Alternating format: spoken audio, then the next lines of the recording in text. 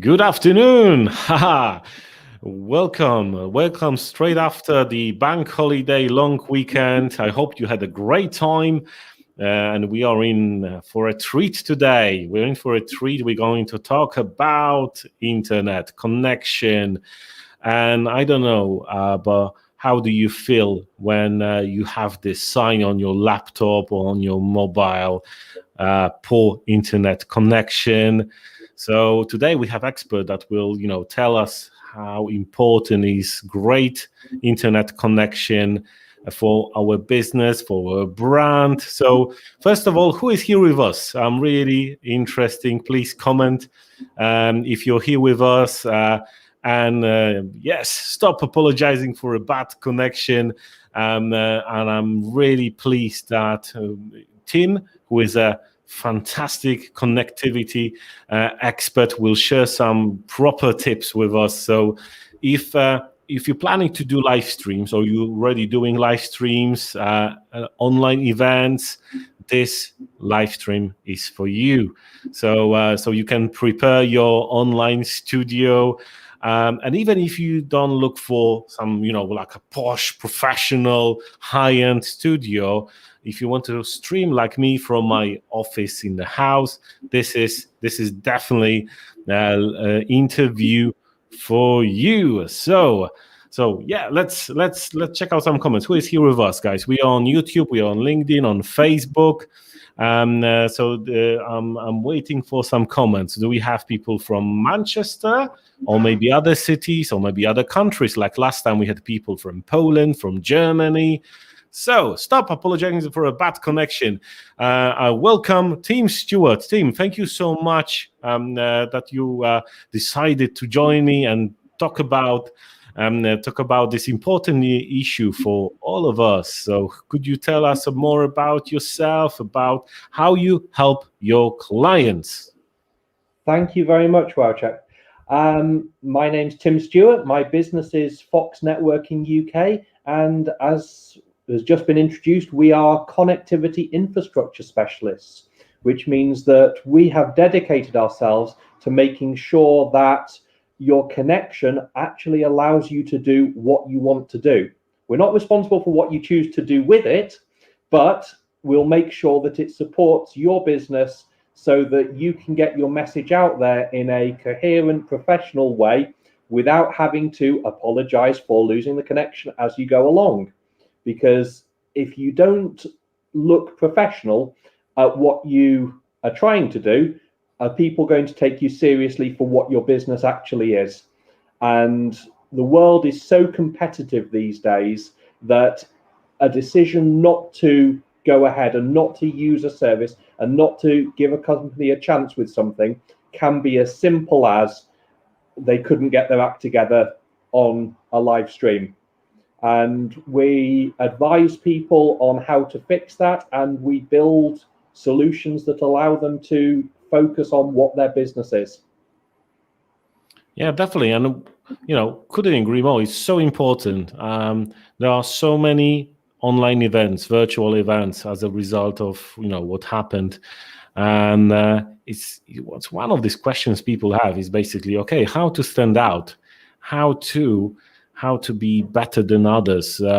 So yeah, what do you think? What we can do to stand out with our online events, our live streams? Because back in the days, it used to be only big companies doing online events, and now small businesses, micro businesses, entrepreneurs can do their live stream events online. And so, what they can do to stand out? As with everything else, it's planning. It's think about what you're going to do. Don't just show up and hope for the best. Live streaming is the new advertising for companies. In years gone by, you might have had flyers printed for your business. You wouldn't have just shown up to the printers and said, well, I want something that looks a bit kind of like this, and then just hoped that something good came off the printing presses. You'd have planned it. You'd have spent time with the graphic designers. You'd have spent time with your team thinking what you're going to say. And you'd have chosen the printers for somebody who can deliver a quality result. And it's exactly the same now. You need to think about what your talking points are going to be. You need to think about a priority so that, if you're running out of time, you cut off the things that don't matter rather than spending all the time waffling about something irrelevant and miss your key business message. And then you need to choose, the right equipment, the right background, the right connection, where you're going to do it, how you're going to present yourselves. And so this is as important as any other business communication you make. Yeah, it's kind of like one of these. It's like first impression online, especially when your potential clients, they will go to one of these live streams and they see really blurry screen, very poor audio. So it's really bad first impression, right? Yeah, very much so. And pick your background to match the image your business presents. If you're selling homemade cupcakes, then doing it in your kitchen is great. If you're advertising professional business services and you're doing it from your spare bedroom, is that the image your brand wishes to portray? Yeah, definitely. I saw lawyers, for example, doing live stream from living room, and there were, you can see some stuff on the sofas. It's not really, and it's one of the things when you want to pick professionals, like, is this person competent? And it doesn't help, right? No, absolutely. And the world is so competitive these days, and business is so competitive that it may even not be a conscious decision. It's just you've got two people who on paper there's nothing between them, but we will instinctively go with the one that makes us feel more comfortable. And that is the person who often presents the most professional image, because you want a professional. So the one that's naturally professional is where you gravitate, and on an entirely subconscious level. Definitely. So guys, do we have anyone that is planning to do more live streams, online events, or maybe you're thinking about doing YouTube? I'm really interested. So who is planning to do some more video and live streams? So if you could share what's your plan, and about what type of topic you want to produce online videos. I'm really interested about that. So let's think of so many of people. We just, by the way, on Sunday we finish 7-day camera confidence challenge. The group of 20 entrepreneurs that decided to overcome camera anxiety. Many of them are planning to do content on YouTube, and some of the questions were, okay, how to set up my studio at home or in the office. What would you advise? As with everything, the first thing is plan what you're doing. Are you doing live streaming? Are you going to be pre-recording content to edit and put out separately? Because this is something to be planned and thought about. It doesn't have to be difficult, but it does have to be thought about. You need a camera. Sounds really simple, but you need a camera, and most laptops have a camera built in. But you're going to want to think, is that camera suitable for what I want? Most people don't know that almost all webcams have different specifications for live streaming than for recording. So you might be looking at a camera that's HD quality, but it's HD for recording, and it's not HD for live streaming. So again, think of what you're planning to do. Then, do you have a good connection? Are you relying on the Wi-Fi? Is your quiet space in the garage, but it's right at the very edge of your laptop's Wi-Fi range? Does that make it a suitable place to do? It sounds like I'm repeating myself, because I am, because it really is the basics of stop, think, plan it through, come up with a course of action, and then implement it, and you'll get a great result. There you go. In the meantime, I fully recommended your video challenge. There you go. I'm really glad that you enjoyed it. One of the things is, this is interesting point you made. Sometimes we think that your device is ready for HD, but it's not ready for HD for streaming. It's HD for recording, and I think this is one of the major, mistake when it comes to live streaming. And you see loads of poor quality video. So, what would you advise to people? Is that about the internet, or is it about the device you're using? For most people, any laptop or desktop will be okay for what they're doing, unless you're doing particularly intensive, especially video editing. Streaming's not taxing particularly on devices, so you want to be looking at your connection. Hardwired is definitely always better than Wi-Fi, just because it's more reliable. And then you need to be choosing a good webcam, which is designed ideally for live streaming, and they don't have to be expensive. It's a good quality webcam and a good quality microphone. Built-in microphones are one of the worst parts of every device, because most people simply don't use them. So there's no reason for the manufacturer to put money into them. They just throw in a microphone. But a really good setup. You ignore the actual device and you spend £100 on a decent webcam, a decent microphone, and some cheap speakers to go along with it. It's not going to break the bank, but it makes a world of difference. You then add on a network cable as well and turn it hardwired, and that simple change will make the world of difference. Yeah, that definitely. I got the webcam. It's Logitech, so it's one of I always recommend, because it's very good. It's good enough. It's not very expensive. I got this mic because every time I tried the laptop stuff, built in, it was really bad. So I couldn't agree more.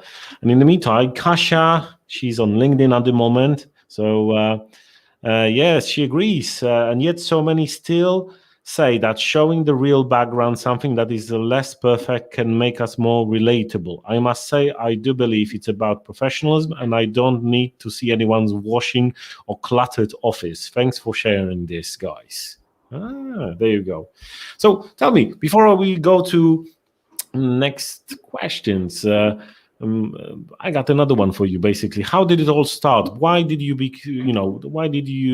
wanted to start your connectivity business? I'm really interested about why have you started this in the past? There's two reasons. One is that, daft though it sounds and funny though it sounds, I was looking for a business for the future. And let's be honest, if you can't make money by making computers talk to each other, there's probably something gone wrong. And secondly, I wanted something that was not the same every day. I like the variance. There'll be days when I'm up a cherry picker in a warehouse running cables, and there'll be days when I'm in an office sat on my laptop, configuring things to work with each other. I do design work, we do installation work, we do consultancy and reporting. It's that variety, but within a very specific niche that not many other people do. And in the meantime, gosh, sorry for that. So how your typical job day looks like, your typical day at work? Because when I first met you, I saw you as a, typical IT guy, which is so far from, what is actually in practice. So what does your day look like as a professional, as a connectivity? Because I think of you now as as a professional that makes devices talk to each other?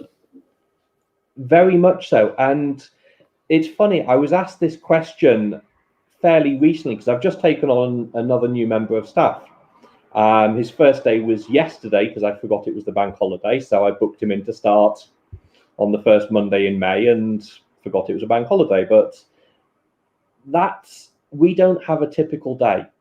We work predominantly through a range of partners who refer our services to their clients.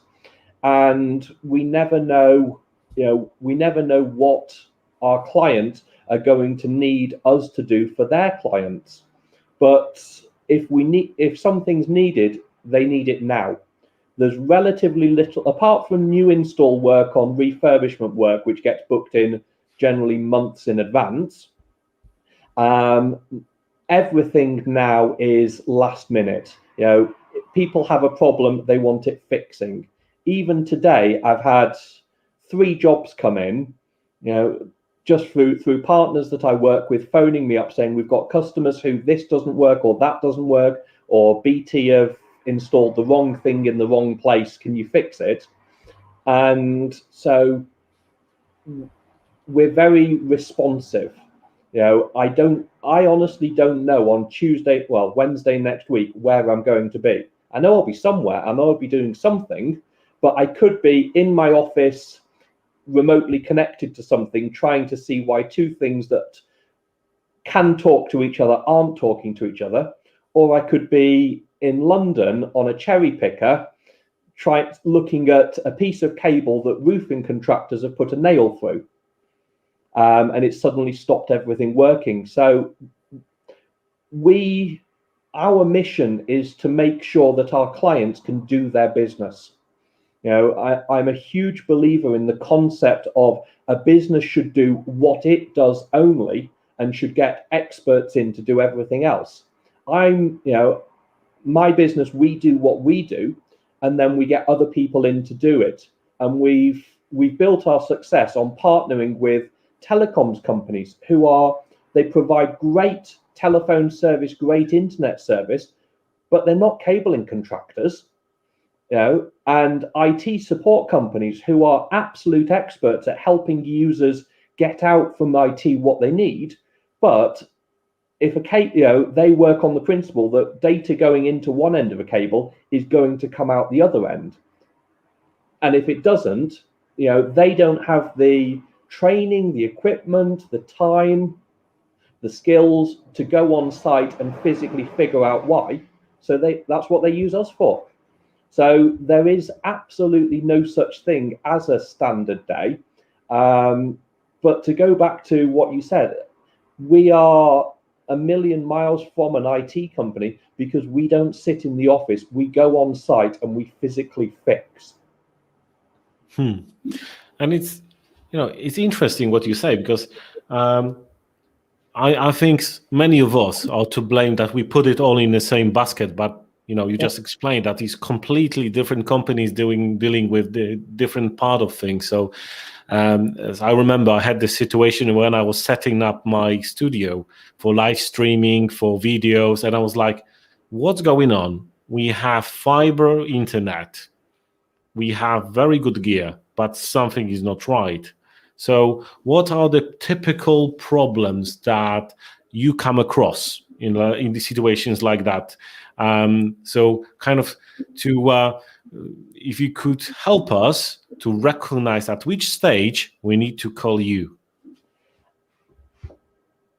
You need to call somebody if you're not getting the results you want. As with everything in business, if you're trying something and it's not what you do, in which case you should be fixing it yourself because it's what you do, but it's not working correctly for you, if you had a finance problem, you'd call your accountant because that's who you use. If you have if you're trying to connect to a live stream and you're not getting a good connection, you call the connectivity specialists because that's what we do. As to the causes of it, there's the obvious and the basic, which is neither obvious nor basic because the number of people who don't do it is remarkable.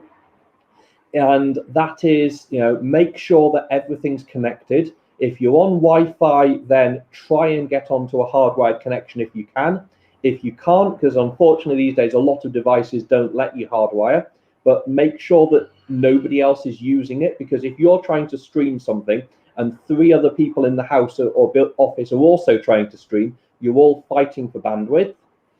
So prioritize, make sure that the most important drawer on the data has the first call on it. And if that means kicking everyone else off while you're doing it, then so be it. And then go into your settings. If your camera's giving off a really low picture and it's supposed to be great, go into the settings and make sure it hasn't defaulted to some horrible standard. Make sure that just work through a basic checklist of, okay, there's a problem, what can it be? But if half an hour or an hour or 2 hours of basically fiddling with it yourself isn't giving you the results, isn't solving the problem, then you've got to ask the question of how much money are you wasting by wasting your time? If you're going to spend 2 or 3 days playing with it yourself, that's 2 or 3 days that you should be doing what your business is doing and making money, and you call somebody in that an hour or 2 hours or 3 hours, and the problem is fixed, solved, done, and you can get on with life. People waste far too much time trying to do what they shouldn't be doing. Yeah, so it's always best to call, professional like yourself. I couldn't agree more. There you go. I need to also understand difference between HD 720p and Full HD 1080p. The thing is, majority of people will watch it on smartphones, so streaming in HD should be enough and more friendly for mobile internet speed. What do you think of that? This is a very, very simple technical question, where the number actually relates to the number of horizontal lines the number of vertical lines stacked that a picture is made up from. So, if you look really, really, really closely at any TV screen, you'll see each individual pixel. They are arranged in lines and horizontal lines and vertical columns. The more pixels there are in an image, the smaller each one is, the higher resolution it is. So 1080p means that every picture is broken up into 1080 strips. 720 means it's only broken up into 720 strips. So each strip is wider, so you get a lower resolution image. With regards to streaming things on smartphones, particularly, smartphones have phenomenally high resolution screens. The Apple Retina displays especially they're insanely high quality. I'm not sure what they are, but I think they're about 14 or 1600 lines of resolution. So, they are incredibly high resolution, but a camera on a smartphone or an iPad, Apple are very, very good with their software. They will automatically optimize, and that bit of it will work quite happily. The importance of the resolution becomes far more significant when you're looking at equipment yourself to actually build your own setup, and you're looking at webcams and you're looking at webcams, computers, microphones to build your own system. And at that point, literally, the higher the resolution, the better. But the flip side of that is the higher the resolution, the more it's going to drain your internet connection. However, a HD stream isn't actually that heavy on bandwidth. It's only about 10, 12 megabits. So a standard, most British household connections are at the 40, 50 megabit connection speed range. So you should be able to stream in full 1080p HD without any difficulty, provided the rest of your system is working properly. And so how can we test that? How can we test the internet at home or in the office? What kind of program could you advise to test it? Because from what we've explored today, it's all about preparation, making sure that we are ready. So what would you advise here? Very, very simple. there are many online speed testers. I use speedtest.net, which is one of the global standards of speed test. And just, it'll tell you your upload speed, your download speed, and compare that to what your internet provider says that you're supposed to be getting. Because most people don't know that there are actually legal safeguards in place. It always used to be the case until a couple of years ago that your internet company would say you could get up to 30, 40, 50 megabits. The world has changed now. You have to get what they are selling you. So if you're paying for 60 megabit internet and you run a speed test on your laptop and you're getting 5, there's something not right. Definitely. I mean, I had that problem before. They were saying, "Oh, you should have 30 gig of upload," and then what I had was like 8, 7, and then what's going on? Yeah. So say again. Is I think I'm using the third one. Is speednet.com, right? No, speedtest.net. Speedtest. Speedtest.com. There you go. Thank you so much for speedtest.net. Excellent. Could you share with us some story of success where, well, when the company, the client called you, it was the machines weren't talking to each other, and after your intervention, boom, it worked. Very much so. I have a client who is an IT company. They have a client who is a manufacturing company. I can't say who they are, but they make things. And about a year ago, they bought a new milling machine, which cost £175,000, and it picks up blocks of aluminium straight off a pallet, picks them up, takes them in, makes them to the shape, and then puts them out at the other end, all very happily. But about 1 in 6 or 1 in 7 was wrong. And this is fantastically expensive stuff, and it was wrong for no apparent reason. And they went and they looked at it themselves, and there was nothing obviously wrong. There was nothing obvious. There was nothing that you could just look at and go, oh, it's that. So they were stuck with just saying to their clients, we don't know what it is. So after a while, the clients were like, this was costing them thousands every single month in wastage. So we were called in, and we went over a weekend when everything was shut down. And we just looked at it, and we went methodically through everything. And we actually discovered that the data cables running to this machine had been cable tied to a 3-phase electrical cable. Now, most people don't know that electrical cables and data cables really don't like each other, because electrical cables give off electromagnetic interference. And over a long run, that interference can actually disrupt the transmission of data. And when the electricians had built the building, they'd run the power cable, and then they'd run the data cable tied to it. And that was causing the problem. So over the following week, we ran new cabling, and the problem was solved. But because it was only a problem, because it was caused by the electromagnetic interference, if you stopped using it and just ran a test, it would work, because it was on the continuous transmission of data. So it was one of these really annoying intermittent problems that are difficult to test for, but you have to know what you're looking for. And we solved it, and the error rate went from about 1 in 6 or 7 to 0, which is how it should be if you pay £175,000 for a milling machine. Wow, fantastic, well done.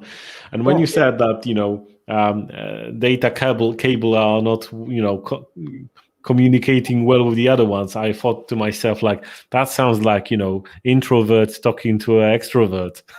It's, uh, they both do their thing, but they need to do them in different ways. Couldn't agree more. Um, One more question. I didn't tell you that I'm going to ask it, so I apologize in advance. How your business changed in the last 12 months? The last 12 months has, or seems to be, because we're still in the last 12 months, but I think it's going to end in the next couple of months, if that makes sense. People seem to be realizing that simply doing things the old way isn't good enough. You've got to do things differently. You've got to do things better. And if you're going to do things better and be better, it's got to be planned. Especially with the adoption of IT, it always used to be a very, very slow, very gradual process. And people would something would happen, and then something would build on it, and something would build on it, and slowly you would reach a point where you're doing something completely different, but there's never been any plan. It's just happened, and that's the way it is. Whereas now there's that acknowledgement that things are different, things need to be done differently, and those companies that are embracing that and are stopping and planning and implementing a change are really starting to see some huge benefits opposed from those who are just seeing what happens.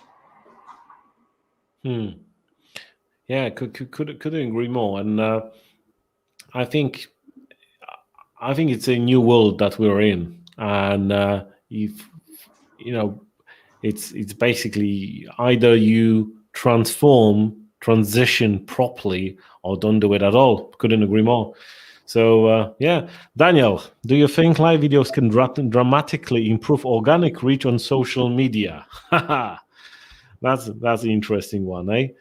So I think I can definitely say, Daniel, that yes, live videos definitely help. Whether you use your private profile on Facebook or you use your fan page, the live videos are definitely helping us. But you can combine it with paid reach, because obviously Facebook is making sure that people spend money on the platform, and you don't need like massive budgets to boost your videos. So we do that. We use loads of organic reach, and we also use paid campaigns to reach our audience. So well, videos are still, the video content is still king.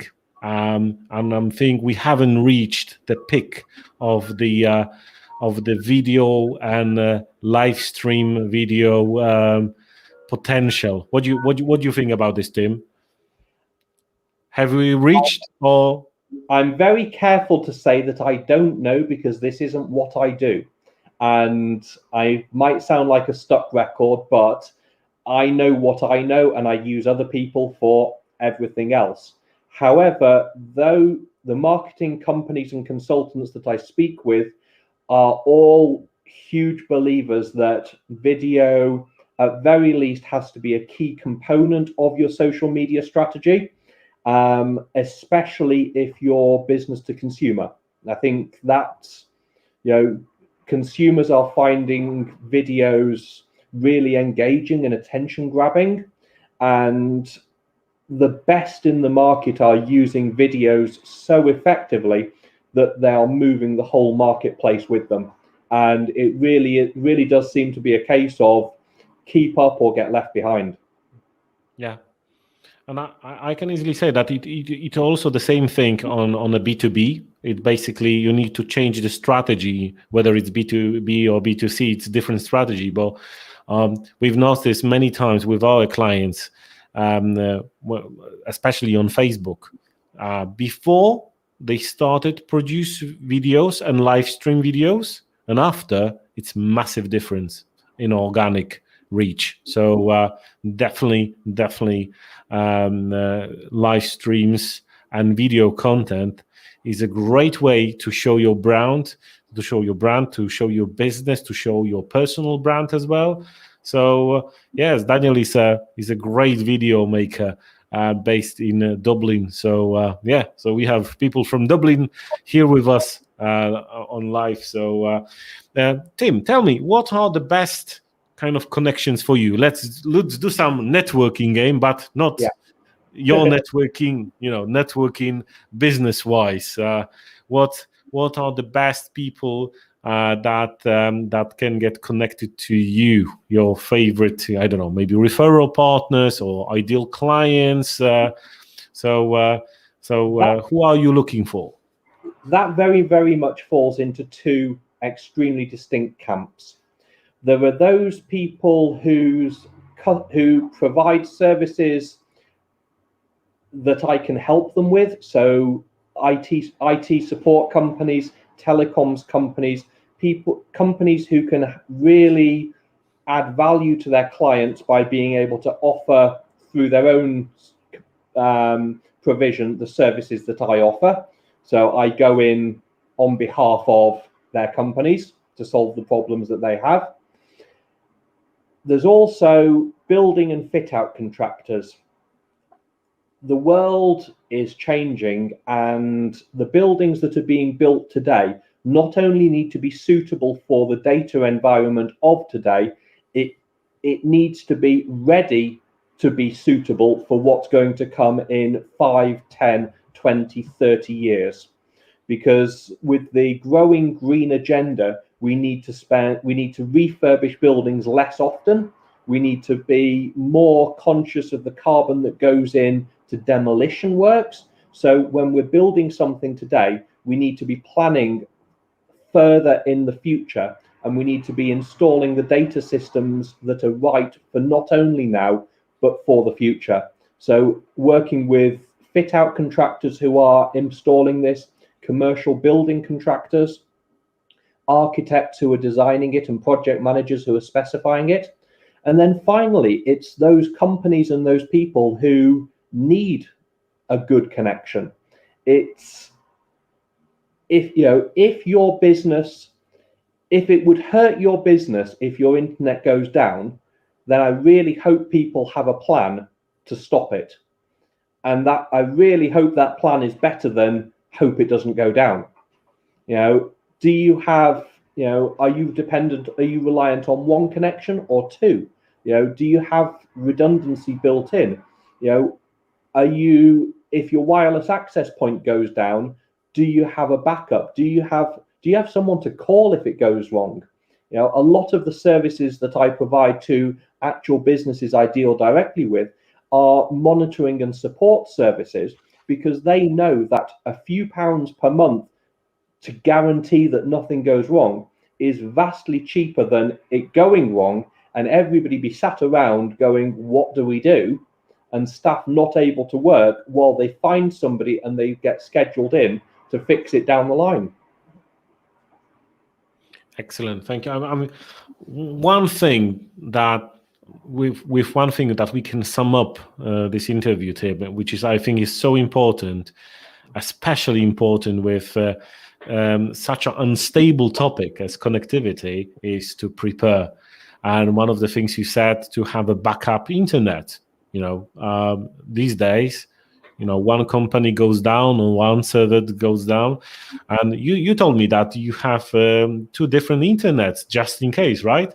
Very much so. I have two different services, completely different, because if my business loses its internet connection, I can't provide my monitoring and my support services to my clients.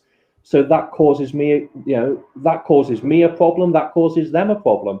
So rather than be dependent on trusting one company, I have two companies, and they are as different as they possibly can be, so that an outage affecting one of them, not a problem, my services automatically jump onto the other.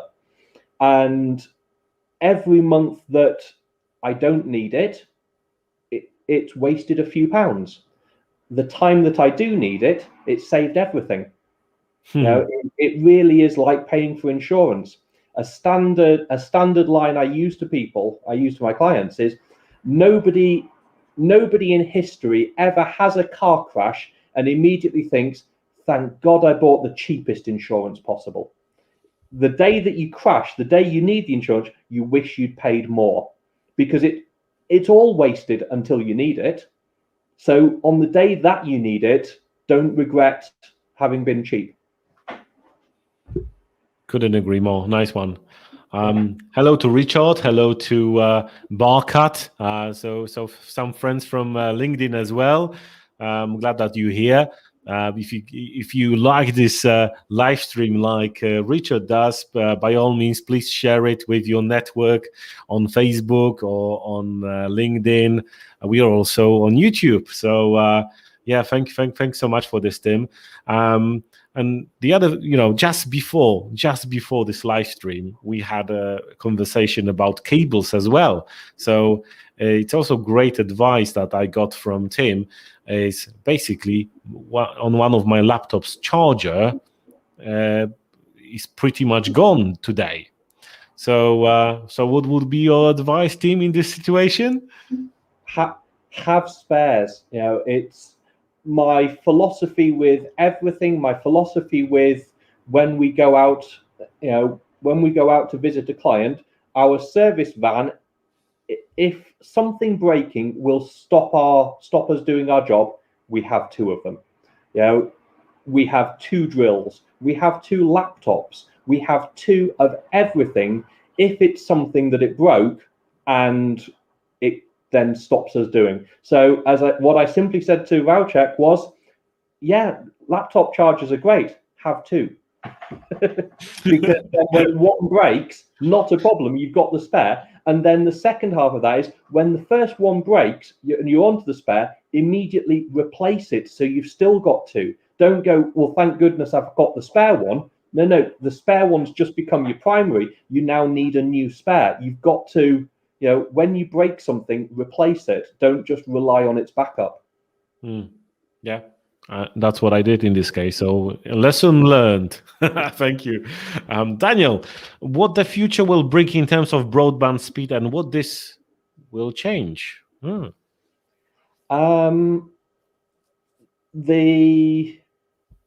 truth is nobody knows. And I speak every day with professionals who are involved in designing and building the UK's fibre network.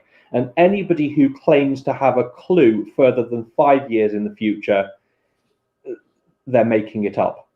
And they're usually not even very credible at that. My personal view is that the UK is going to move towards a fibre to the premises network where everybody has their own dedicated fibre connection coming in. At that point, connection speeds kind of become irrelevant, because when you've got a fibre optic cable, you can push pretty much what you want down it, especially in terms of, what an average home could realistically consume. Even as people go towards, more and more video streaming, when you get a reliable 200 or 300 megabit connection, everybody in that household can stream whatever they want in Ultra HD, can upload whatever they want in Ultra HD, and at that point, it doesn't really matter. I think that the big thing at the moment is that upload speeds are still traditionally 10% of download speeds. The UK network is still geared that, if you have a 300 meg connection at home, that's great, but you'll have at best a 30 meg upload. And that asymmetry is going to cause a problem as there is more live streaming. And I also think that the UK has for years happily ignored that 10 to 15% of people who live in sufficiently rural areas that there's no easy connection. as towns and cities get boxed off, everybody's got 500 meg plus gigabit capable connections, they can be ignored, and the industry is going to have to start looking at those left behinds. And I think a lot of money is going to be diverted from faster and faster and faster connections to those who already had great connections, to actually bringing up to at least some semblance of speed those who've been left behind. And I hope that is the case. I really do. Yeah, definitely. I hope so, because so many people are moving out from the cities to the places where at the moment the connection is not the greatest. So, right. My colleague, he's accountant, and he had to cancel his live stream interview because of bad connection in the place he stays for a couple of weeks. So yeah, I think that's and I think it's down to the infrastructure, because, like, for example, I was shocked when in Poland at the moment the infrastructure is fairly new. It's and in the middle of nowhere in Poland, I had better internet than in Manchester. I was like, I can't believe this is happening. So definitely UK needs some upgrading when it comes to that, right? Indeed, it's and I think that the government seem to be acknowledging it as a priority, and that's always a key first step to money flowing. How effectively that actually happens, we'll have to wait and see. Excellent, thank you. Tell me, how can we connect with you, my friend? Well, what's the best way of communicating with you if someone needs help? When something strange in the neighborhood, who do you call? You call Tim. Well, by far my most active channel is LinkedIn. Okay. So find me on LinkedIn. My name's Tim Stewart. My business is Fox Networking UK. You'll find us on there. Secondly, find my website, which is foxnetworking.uk, and I have a contact us form, and fill it in and get in touch. I'm always happy to speak to everybody and anybody. I'm not one of these people who goes, I've spoken to you, therefore I want money from you. Sometimes just a bit of advice and pointing people in the right direction. If I can spare a few minutes of my day to make somebody else's life better and easier, then these things have a way of working themselves out in the long run.